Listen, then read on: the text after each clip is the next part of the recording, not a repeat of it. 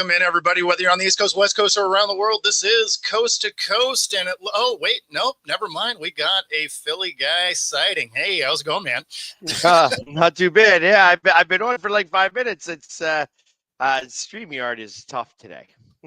Yeah, I don't know what it is with their product, but man, it's been awesome for the last like 2 weeks. 100%. It's been a lot of fun. The show yesterday, right? Because so if you're watching on Roku, if you watch it live, it then repeats the next hour. So the way StreamYard works is we get, after we're done, we get to keep that recording. You know what it didn't do is record yesterday, just for whatever reason. And so I was like, oh, okay, so we got to throw an old show in the second hour. So anybody that was watching on Roku, sorry, because what we talked about probably didn't matter anymore. Okay, that's par for course, it seems like lately. It's technology lately has been challenging. Yes. It's if you want to put on the tinfoil hat, this has to do with the whole polar shift and the solar flares and stuff like that. And if we're gonna have that, can we at least get some cool northern lights, right? Because we rarely get to see them here in Seattle. So I mean, if we're gonna disrupt our whole program, can we at least get the light show too? Well, you know what? I kind of feel like I'm surprised that you don't get them right now. So you get occasionally you'll get, if it's real dark, you'll get a little bit of it. If you time lapse a camera, you can see it, but from the naked eye, you see some faint colors. There's just too much light pollution here in Western Washington. I mean, that causes that big of an issue as well. So but ultimately, I kind of feel like with everything that's going on right now, with like I pay attention to that type of stuff, like solar flares and the whole changing of the poles and such like that. It's Sure. like I am I have a little bit of a astronomer in me, and I just like paying attention to that type of stuff. And I'm surprised because ultimately I know that like up in northern New York, you're able to see some of them right now. Yeah. But again, northern New York, away from New York City, which is Also light pollution. again light pollution and stuff like that. So you'd have to almost be in between Albany and Buffalo.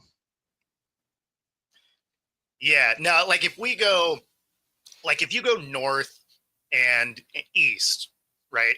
So if you go a ways north and east out of Seattle, get away from some of the lights, then, if with the big enough solar flare, we get some northern lights, but we rarely get them. And on the rare occasion that we do, it's usually cloudy that day anyway.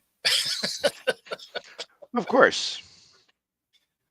That's usually the meteor showers for us too, right? Like you're like, oh, cool, there's going to be one of those big meteor showers. It's going to be awesome. And then you walk outside and you're like, oh, it's raining. So I probably won't see them. Well, and that's I 100% same situation that happens here. In fact, like late yesterday, I was doing a great. I was trying to do a hyperlapse of the sunset because where I happen to be at, it's listed as one of like the top 10 most beautiful places in the world to witness a sunset. Oh, okay. And of course, off in the distance, there's a storm. Sure. So the sunset, I got to do the sunset behind the storm cloud, which kind of looks cool in a different way. Sure. But it's not the same as being able to watch it go, completely to the horizon. For sure. And it also makes it so a lot of times you don't end up with the color, right? Like if you could have a storm further away, like beyond the horizon, and then have it kind of paint that refracted light onto the bottom of some like cirrus clouds by you, then that's awesome, right? Like you get tons of colors. It's beautiful.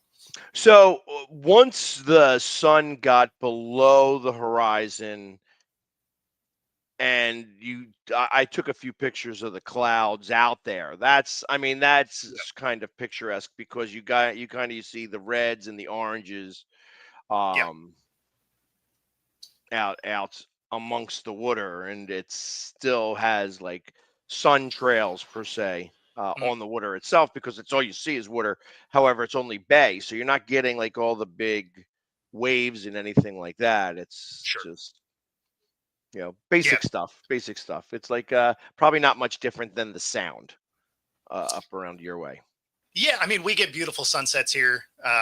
That's actually what I take most of my pictures, right? Unless it's sports, it's that type of stuff. It's sunrises, sunsets, stuff like that. Cause I think it's pretty. Right. So, that's pretty much where what I don't take pictures of? People. I can't take pictures of people to save my life. I don't know what it is. Like if it's landscape, golden.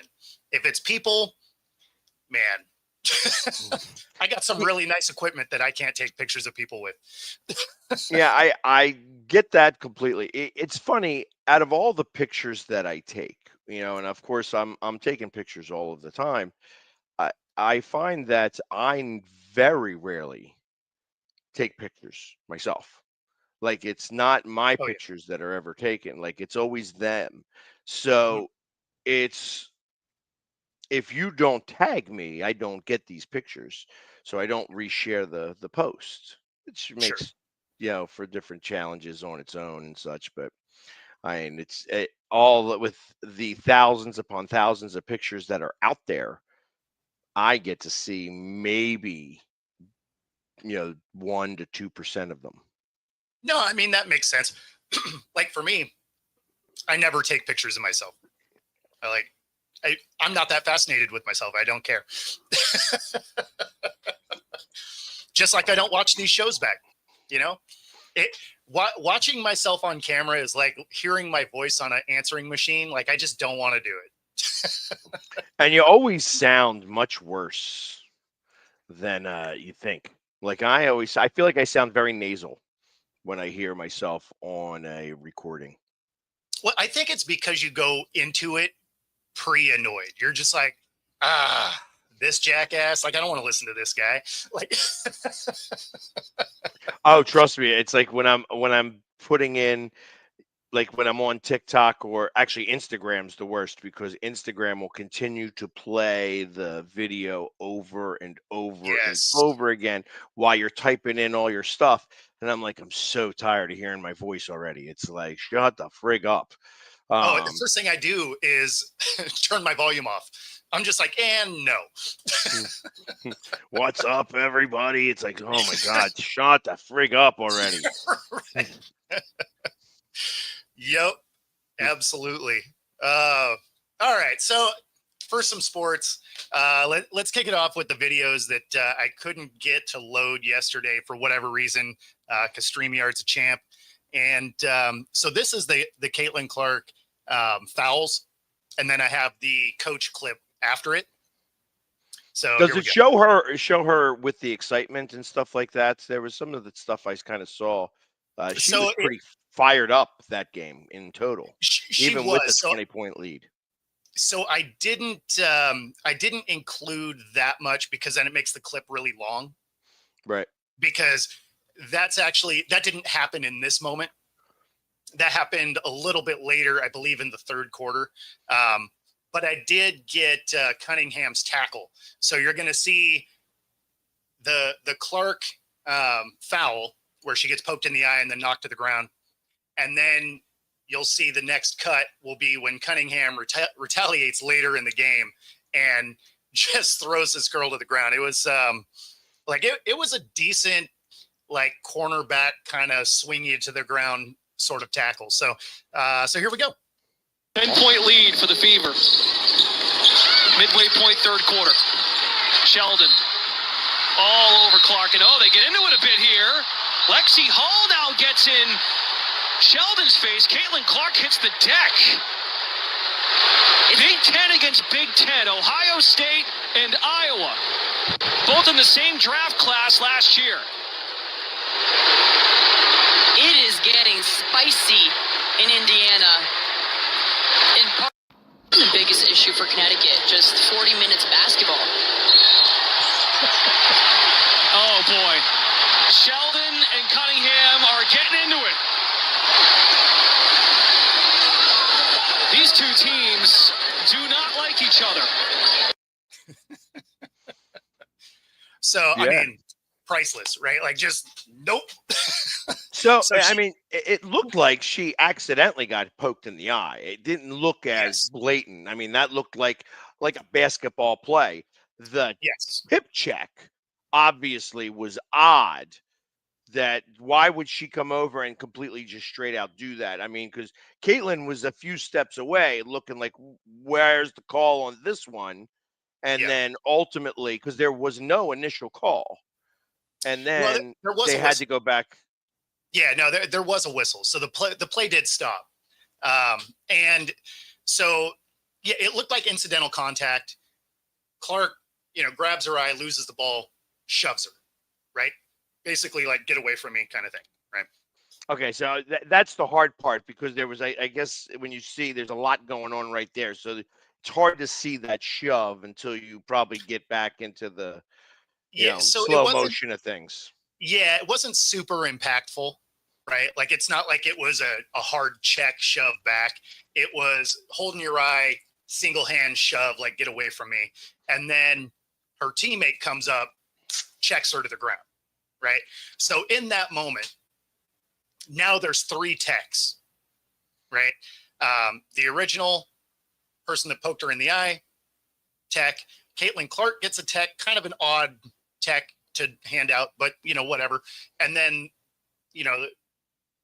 the one that came up and checked her to the ground, she got a tech, obviously, right? Actually, I'm surprised that she didn't get Ejected. ejected right away. Exactly. And she never did get ejected. Now Well, after the fact, that's what causes this next play to occur. that's exactly right. Because there was no, the refs didn't take care of the situation, right? Correct. And so there was 3 techs handed out in that moment. What was weird about it is you had 2 techs cancel each other out. So rather than have them shoot the tech, they just had them shoot the one, right? Which that doesn't make any sense to me because you could miss that shot. So, I mean, that could be the difference of points. So the fact that they only shot 1 tech out of those 3 was kind of bizarre. But I didn't think so. When you mentioned this yesterday, I thought about this. It's like when you actually have a fight, typically there isn't technical foul shots done.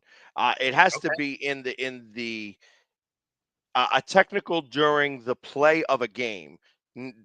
A fight or something of that nature, a skirmish, kind of similar to what occurred here, is not within the play of the game.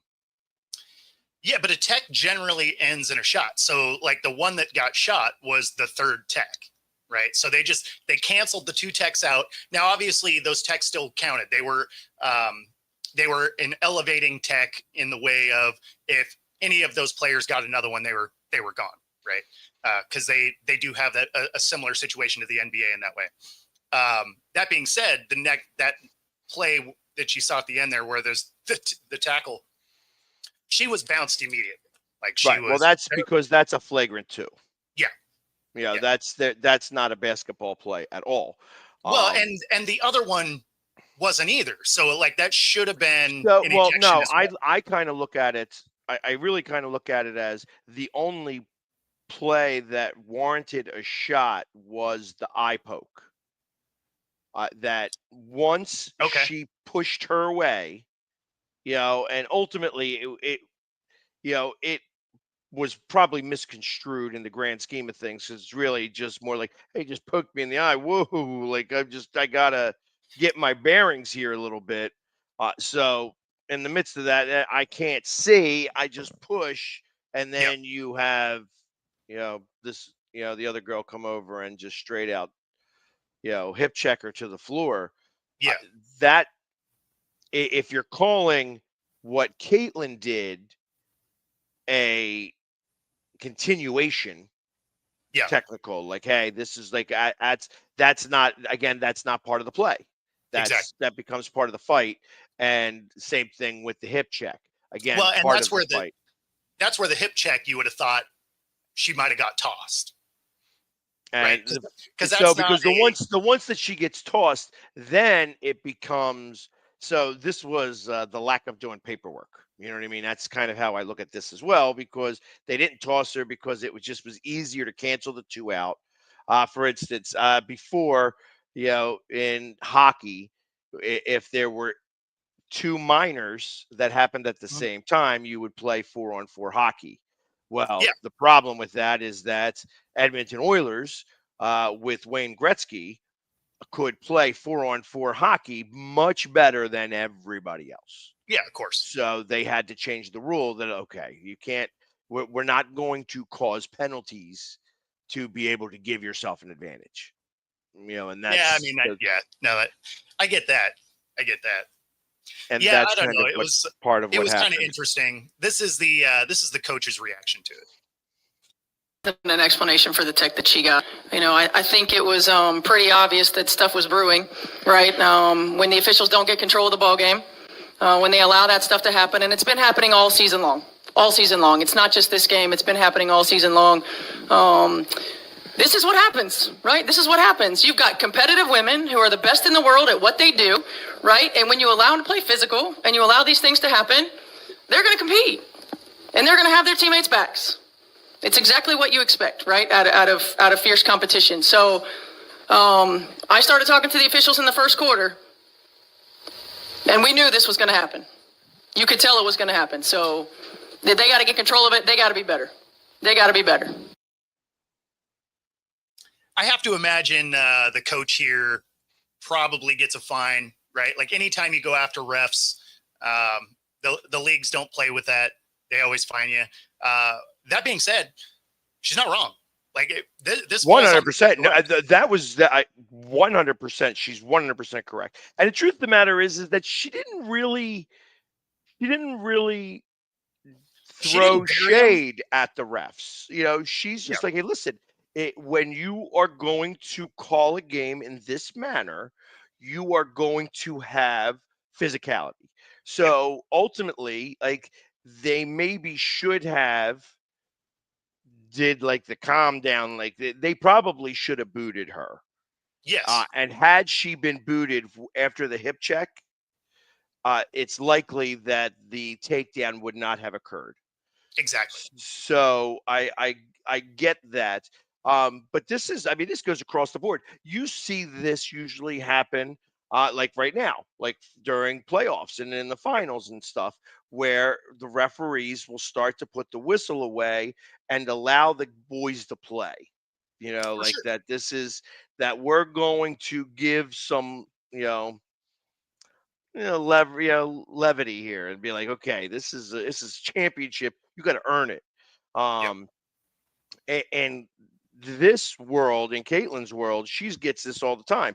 Obviously, the coach said so. I mean, this is what she's got to deal with all the time. So I don't think that she said anything that will get fined. And if that fine does occur, I think it's going to be very minimal, because they said she didn't really say, hey, the refs are all screwed up here. No, she's just like, hey, listen, if the refs are going to call this way, then this is going to occur. And there's nothing, I don't think that there's anything to be said that's wrong in that. No, well, again, like she didn't out and out bury them, and nothing she said was inaccurate. But a lot of times, as soon as you start saying, hey, you got to be better, stuff like that, I don't know about the WNBA specifically, but when you see it in other leagues, they still get fined, even though they're not wrong, right? Like they still end up with some sort of fine. They're like, yeah, don't come after our refs and stuff like that. So, I mean, well, and that's exactly it. Like you have to, like the moment that you say something that is disparaging to the refs or about the refs, he didn't. If you listen to that, she didn't disparage on the refs. She was just saying, hey, listen, this is the style they chose to call the game. Yep. And when that style is happening amongst two teams that are very competitive, I mean, like I said, whether we want to think about it in that way or not, Mhm. these women are the best at what they do in their No question. profession. So, Absolutely. and they don't want to lose, especially when you're down 20 points. I mean, Exactly. in the midst of all this, I mean, the fact that they didn't shoot those foul shots is irrelevant because it was a 20-point game at that point. Yes. No, I So, mean it wasn't close, right? And the other coach, I don't have the soundbite for it, but the coach of the Sun, um, they were like, "Oh, the takedown that was stupid and unnecessary and all of that." And it's like, well, the way it was refed, I don't hate it. Like you don't want to see it, right? Like you don't want to see people get hurt and stuff like that. But you needed the refs to actually do their job earlier in the game because if they do, that play never happens. But all of a sudden, you have a team that feels like the refs didn't do anything in that scenario, and they're like, "Yeah, okay." I mean, it's like throwing a ball, hitting a batter, right? It's like, okay, the umps didn't take care of this, so I'm going to light this dude up. Here's 101 in your ear. you know, actually, I mean, again, I'm a full believer in that, baseball should police itself. Sure. But it shouldn't go, obviously, it shouldn't go in your ear. This is, this is, there's two Yeah. places that I feel like that you should get hit. Yep. Top, fleshy part under the shoulder, hip. Yeah. Those two spots. Anything beyond that, you start to really, especially now that pitchers don't get to bat anymore, especially in the National But League. yeah. It was like that was part of the whole. Hey, the pitcher's got to be careful because he's going to have to get up to the plate at one point. Yep. So I like the fact that baseball still will do this and still will police themselves. Um, it does create very interesting arguments. I mean, I still love listening to the arguments with the Mets manager going up and yelling at the catcher because going up to the umpire. He's like, "Yeah, now we're in the jackpot." Like, Yes. what the hell does that mean? But that whole situation, had to do with MLB. Yeah. And MLB was like they didn't do anything to that batter, and really it was Syndergaard's fault for not hitting him. You got to hit him, like that's it. Yes. Like you got to hit him. You can't throw behind him. You Yeah. got to make sure that you get. I mean, if you are that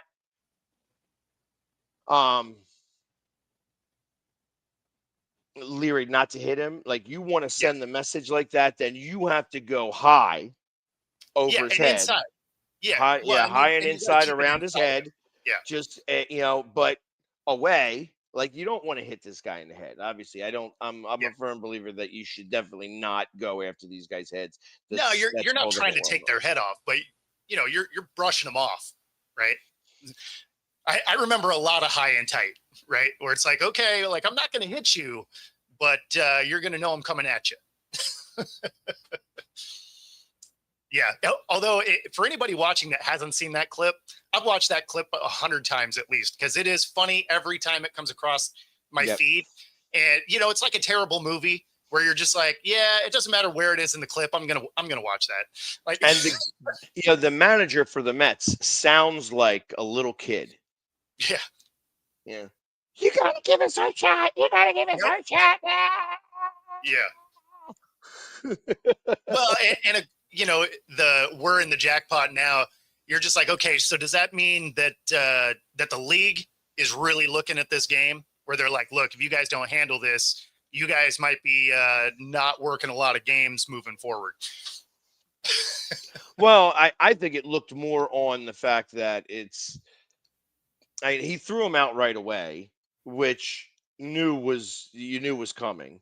I said it had you known what was going on with that entire situation. I mean, there was no chance that they were going to allow Syndergaard to throw another pitch. So it was like an automatic situation. The fact that they didn't warn both teams Yes. before play began Yes. is the problem. Like again, like you have to do all of the steps. So the Yep. fact that they skipped a step and then was like, okay, now we are going to um, just automatically eject Syndergaard because he threw the ball, and then of Mhm. course we're going to eject the manager too Yep. because he came out yelling and screaming and carrying on like, hey, you got to give us our shot. Well, you just had your shot, and Yep. Syndergaard blew it, is what he Yep. did, So now, I mean, truth of the matter is that yes, I understand he should have hit him right away. The fact that he did not hit him, the referees did, or the umpires did exactly what they were supposed to do: take Yes. control of the game. Because if you Exactly. don't take control of the game right at that moment, it Yep. all blows up. Oh, no question. Yeah. I mean, if you don't there, then that elevates even more later. And then you have the, full on bench clearing where 10 minutes after the fight, you still got guys strolling in from the from the bullpen. I always find that funny. Like they should just have their own fight out there in the outfield, right? Like don't run all the way in. Like you guys aren't doing anything anyway. Just That's the fight it thing. out in the bullpen. That's their exercise. You know Pretty what I mean? much. Because the truth of the matter is that it's hard enough for a relief pitcher to be a part of the team. Yep. So this is their way of showing being part of the team. No, I, like I get the thought behind it. It always looks so dumb because I agree. the fight is already dissipating by the time they make it to second base. And you're just like, you guys, like you might as well have just hung out back there. Like it doesn't, it's not that deep. And Frankie, yeah, I did see that. And that's a defensive balk right there. Every time you can't use equipment to stop a ball, whether it's a mask, a helmet, whatever, it doesn't matter. So yeah, Just like you're not allowed to take your glove and throw it at the ball. Yeah. Once it leaves your body, it would be like using your mask. Yeah. So I mean, it again, defensive balk. So yeah, it's at least that one is a little better defined than an actual like pitcher's balk. Like that always just feels like a whoever blue is for the day, they get to decide kind of what it is they think a balk is. Whereas at least a defensive one, you're just like, okay, like that's pretty straightforward. Yep. Yeah, there's no ifs, ands, or buts about that. You see it and you're like, okay, yeah, it's move along. Yep. Well, and it's funny because every time you see someone do it, you look at it and you're just like, you didn't need to do it. I mean, in this instance, the ball was already so slow. There was no need to stop it with the mask. Well, and that's the problem. Like, because it's just a second. Like it is a snafu in your brain. You're not Oh, for even sure. thinking about it. You're just like, okay, I got the ball. You know what I mean? Truth of the matter is that had he, he took the mask off, and really he was going to pick the ball up. So Yeah. had he's got to put the mask on the ground and pick the ball up, you Yep. just don't. You're doing both at the same time, and it screws you up. Trust me, as a catcher, when I was a catcher, I know all about that. Because like you take your mask off, and next thing you know, you're holding the ball with your mask in your hand and stuff like that. And like ultimately, you're not supposed to have the ball and your mask in the hand at the same time.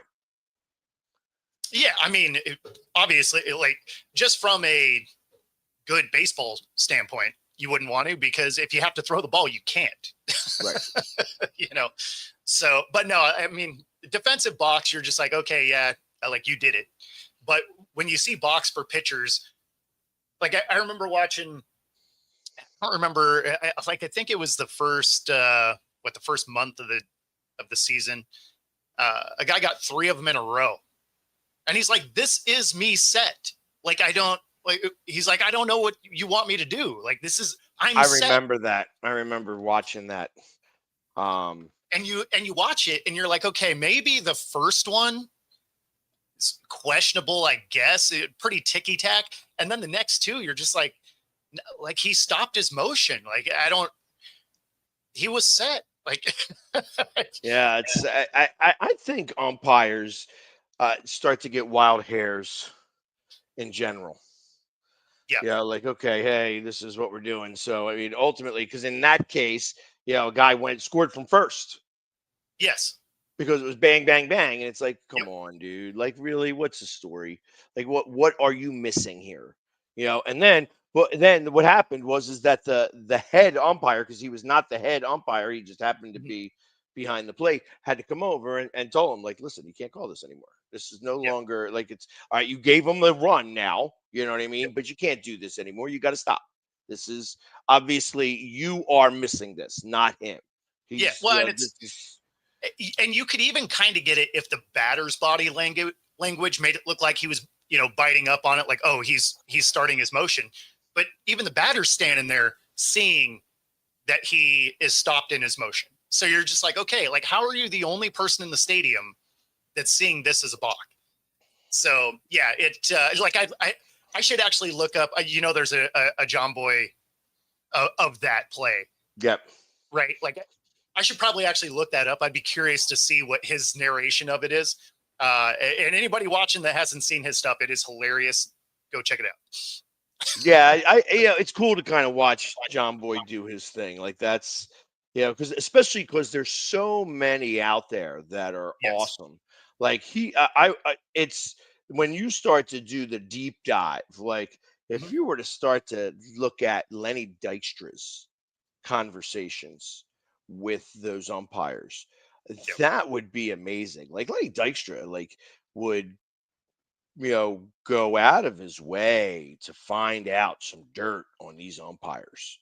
Oh yeah. Like, he would really go nuts with stuff like that. So it was like, it's all right. That's funny. You know what I mean? Mhm. Eric Gregg. I mean, there we had a lot of dirt on him. So it's just, uh, but that's it was out there to find. Yeah. So Yep. that's the fun part about this is when these players get dirt on these referees or umpires, they use it, Sure. anything you can to get a better call. And that's one of the things that Lenny Dykstra was, it probably gave him an additional 20, 20 points on his batting average, at the very least. It's like he was close to a 300 hitter his entire career. Yeah. Yeah.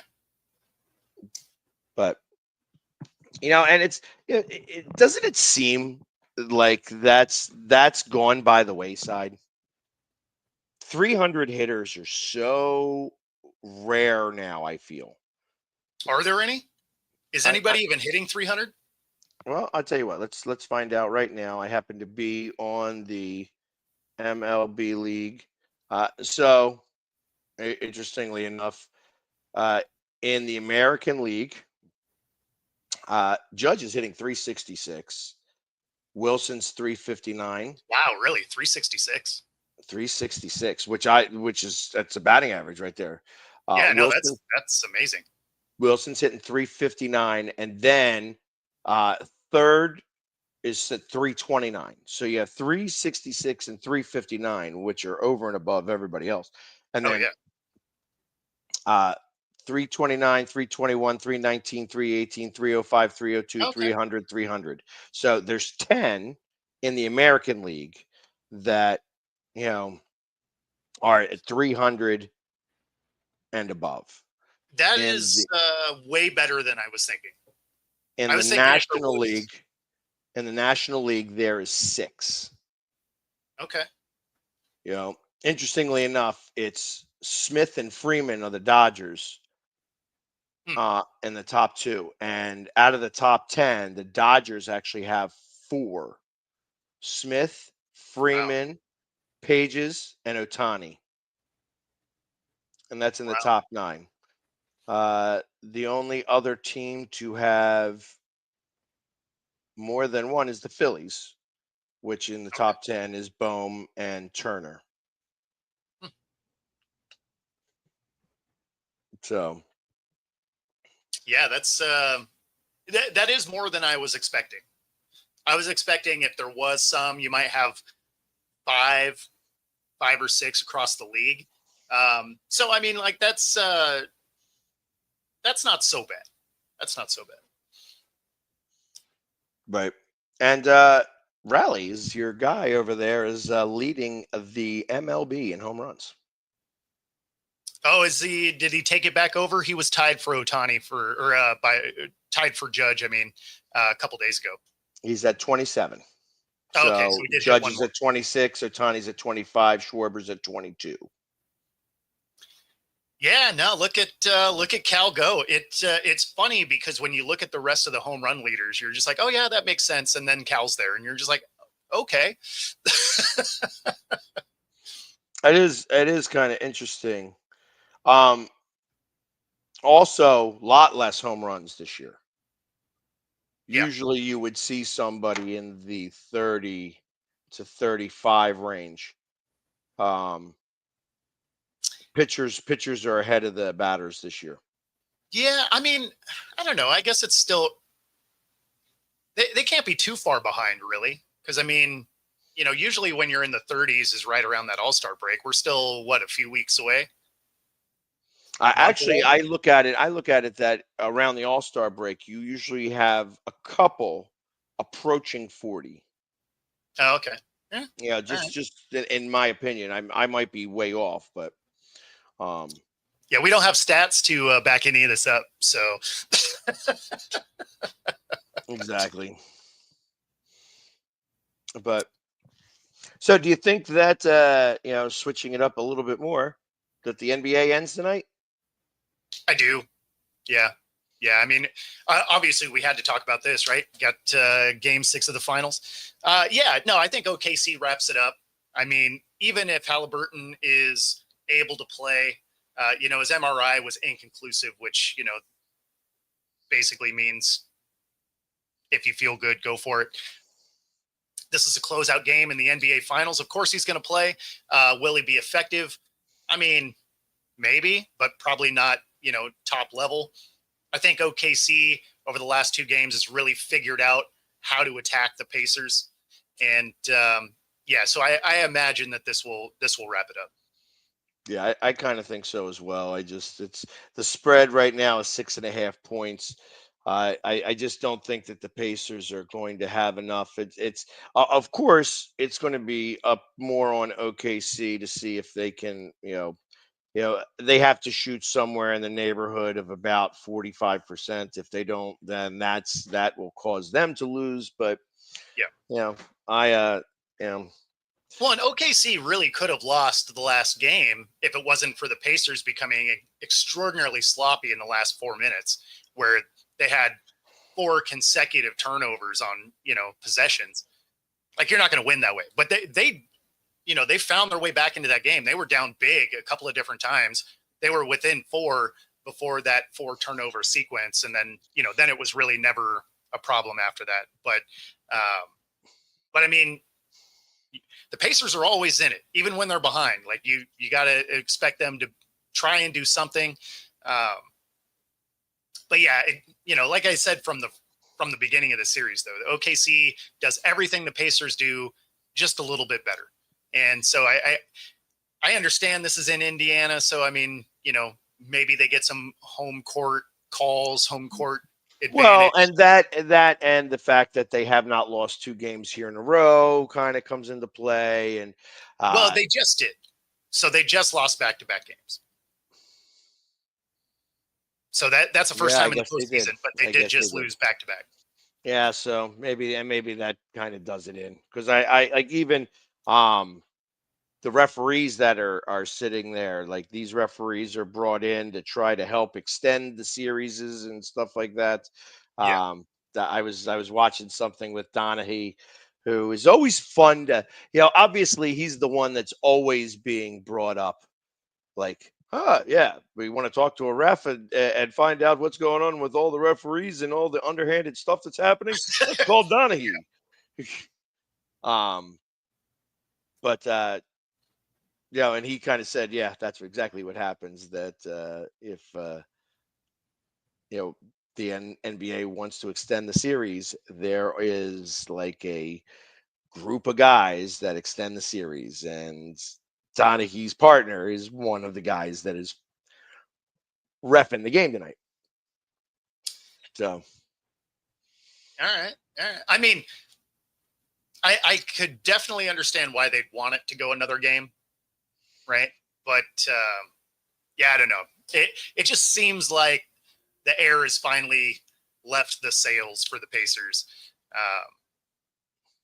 Again, I mean, they did rally back, and Halliburton wasn't a big piece of that, right? Like he had, I don't remember what he finished with, but he basically had no points. 19 points I thought he had, which was still, I mean, it was low for him, but I thought it was like 19 points, or maybe it's different. Maybe it was 11 points. I don't remember. Yeah, I was going to say, I know he didn't score very much, especially in the second half. But he did have some key assists, stuff like that. So I mean, he still made an impact on the floor without necessarily 22 points. Oh, okay. Yeah, in the win. That was where he was.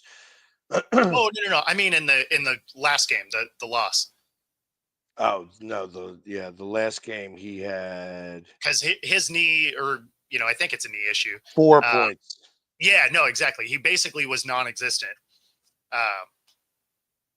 But I think he had double-digit assists, right? So he was still directing traffic. No, he had 6 assists. Oh, okay. So no, 7 rebounds. Okay, so yeah, he was just a non-factor. So yeah, I mean, it'll really come down. Was 0 for 6 from the field. Yeah, well, it makes sense though. I mean, when you figure a good shot comes off of good footwork, also, if you have something that's throwing you off, an injury in the leg, your shot isn't going to be right either. Like it's going to be fading to a side, and I mean, so I don't know. We'll see. It's going to be a lot for them to overcome. They can do it, but and it seemed like last game. I mean, there was 2 guys that scored all the points. It was Williams and Gilgaus and Yep. Gilgaus. So it's like those 2. Yeah, I mean, you got to just protect. Got to stop them. You got to stop them if you want to try to do it. And I don't think they're going to. I think that it's over. Yeah, me too. Unless they're trying to win it at home, which, I mean, it always amazes me when a team does that. Yeah, I wouldn't necessarily want to face the Pacers in a game 7. Like they're a team that's scrappy enough that I think in a everything on the line kind of game, I don't want to see them. Yeah, I don't think I want to get to a game 7 either at all, just in general. Like, it's okay, this is obviously, yeah. Like if you can win early, do it. Yeah, like it's like win the championship now, have the parade at home. Yeah, that's doesn't matter how that all goes. And the other thing I would also enjoy, I would like to see them do this maybe in a couple of. Did somebody just knock on my door? Housekeeping. Yes, somebody did just knock on my door. Excuse me 1 second, please. Funny. Hey, James. Actually, just sorry. Give me 1 sec. Yeah, no, you're good. Too funny. The joys of being on the road. But yeah, the game tonight should be good. The Storm have a game tonight as well, so I will be, obviously taking part of those press conferences again. And I don't know what it is, but man, the WNBA scheduling for during some of these key games is crazy to me. I don't know how you go. I'm glad you caught the reference there, Gino. But yeah, it's crazy to me to think that they wouldn't schedule some of these. So the Storm have a game again tonight. And of course, this is during a finals game yet again. And it seems crazy to me, but like, I don't know how you're not scheduling these just a little bit earlier, be the pregame for the finals. Storm doesn't have a game tonight. Oh, it's tomorrow. Yeah. So, I mean, Okay. you have the Phoenix and the Liberty. Yeah, that's playing. right. Yeah. And then you have the Fever and the Valkyries playing at 10 Yes. o'clock. So you do have Caitlin going up against the finals. Exactly. Yeah, that's right. The Storm game's tomorrow. But yeah, I just find it weird that you're attacking, especially like in this case, a closeout game for the championship. Even with it being Caitlin Clark, you have to imagine those ratings are going to be super low. Well, the truth of the matter is that the NBA finals ratings have been very low.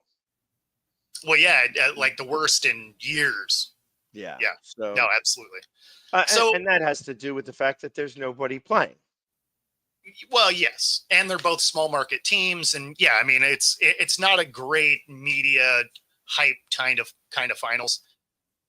The story in the NBA that's getting more press than the finals itself, Lakers selling. Bus family selling the Lakers $10 billion. So is it going to be Dodgers. LeBron that buys them? Dodgers owner.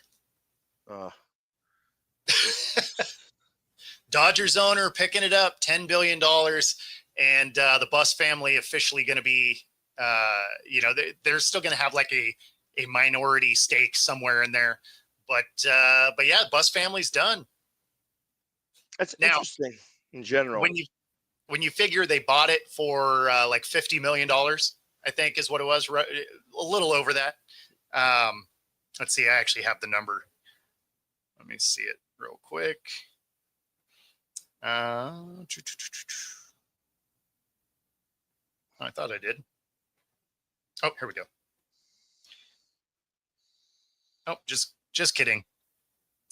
I thought I had it. It's the wrong clip, but I think it was like 57 billion or a million that they bought it for. So return on investment is pretty amazing. There's 2,000% is always exactly.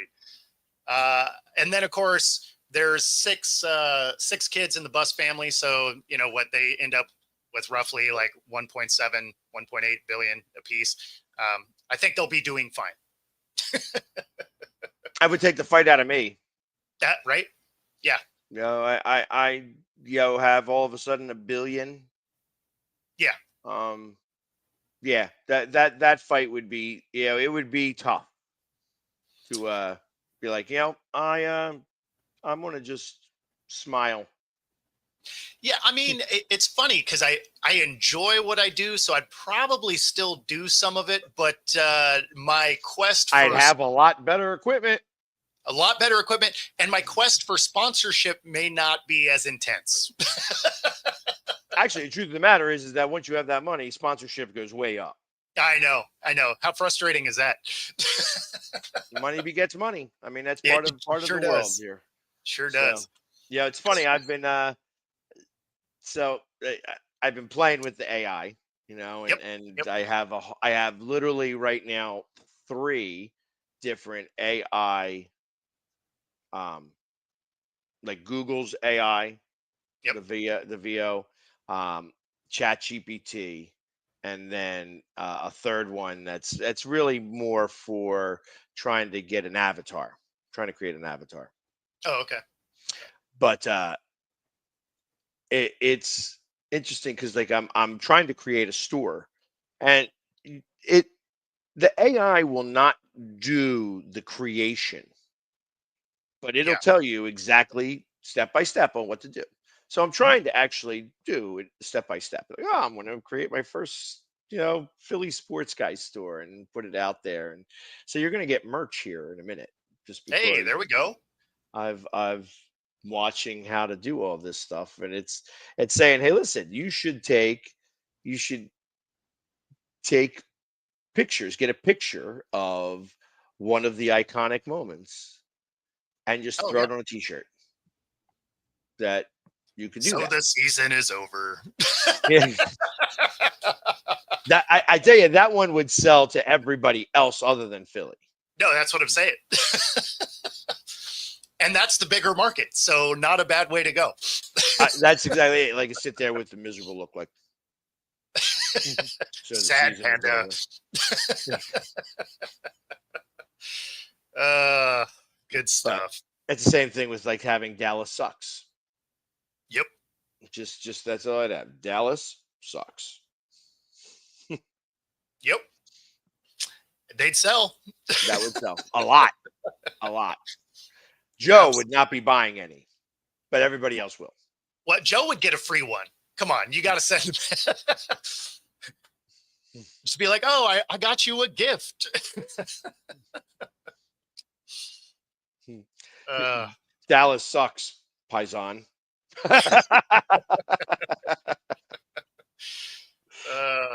Man. But yeah, so yeah, the AI stuff has been it's been interesting to play with. It's not as simple as you would think, or you think. Like, you can't just be like, oh, here's what it is. And the hard part is not using it like you're talking to Google. Like, that's because it will do all of that stuff as well. Yeah.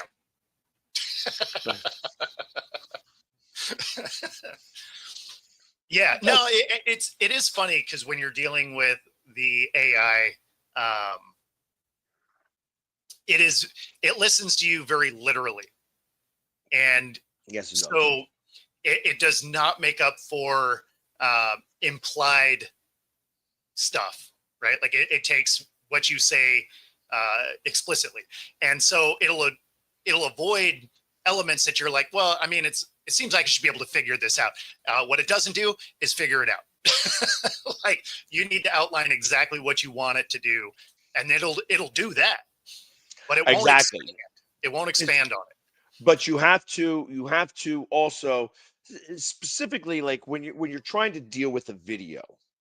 Yeah. So first off, you can't be like, put me in a picture, and use my likeness as your main character, and then make me say something. Yeah. It doesn't know how to do that. Yeah. So in my case, I have to express like, hey, this guy with this type of features and this with a mohawk and a goatee and a painted face of green over his eyes and silver over his mouth, or green over his mouth, and a green mohawk with silver. Like, so, and because then it takes that in a very literal sense, and it makes it completely different than what it looks like. 100%. Yeah. Yeah, no, like some of the playing with AI, although neat, you're just like, God, this is super frustrating. But it would be like the early stages of coding, right? Where you're just like, okay, I know how to do some very basic things, and then everything I try to expand on it ruins what I was trying to do. Yeah, exactly. Like, I have I'm gonna see if I can share this with you. Yeah, I can't wait for the AI to get a little bit better, for no other reason than creating shorts would be so much easier. Like, the StreamYard version basically starts and cuts off the shorts it tries to help you create at spots where you can't use it, because usually the clips don't make sense. I would say one clip out of every 10 shows actually makes sense, and the rest of them you're just like, yeah, if this would have started like a few seconds early or a few seconds later, would have been fine. But then they don't give you the timestamp or the ability to adjust it, so it's just like, okay, well, that clip was pointless.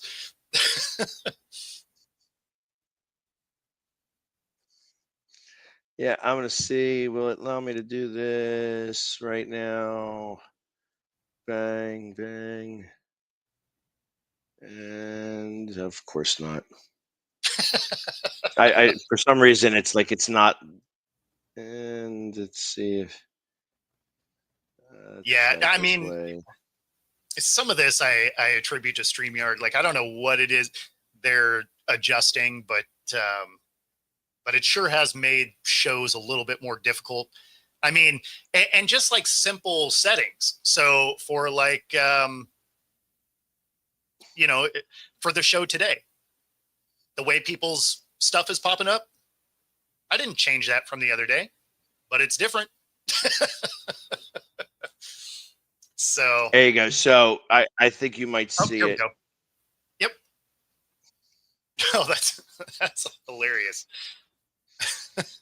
So I love the fact that there's a bunch of the same person as in the background. Yeah, it's all the same guy. Yeah, Yeah. exactly. So I tried to make it. If anybody follows me well enough, there is Chris Nady, who also is a friend of mine. Like, is a friend of mine and also a super fan. I tried to get it so that he would be The background guys. yeah, he would be the background guy, and Nice. it made things much funnier in the grand scheme of things. Like, it was just like it almost became. So yeah, I'm gonna do that one, I think, if it shows up there.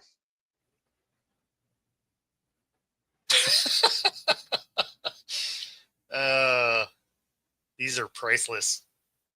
Yeah, but it kind of looks more like him, where it's like, because I have to say, hey, the guy in the background, try to make him look like Jim McMahon with a mullet and stuff Yeah. like that. But then Yeah. they changed my whole face. Now the whole face is green. And then I Yeah. went to the last one to try to change it again, and then it looked like I was part of Pride Month. Oh, that's funny. Oh yeah, this third one was like, that is such a piss. Oh,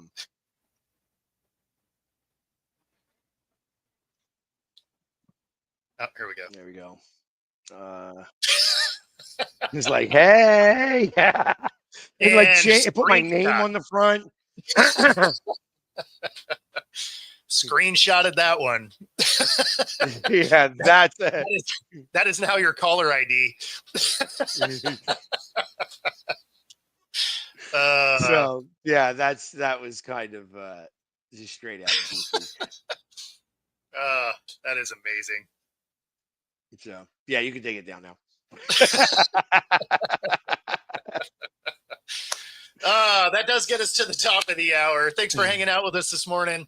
And if you're on YouTube, be sure to like and subscribe. Of course, if you're on Roku, stay tuned for the next hour. Otherwise, we're going to get out of here. Take it easy, everybody. Peace.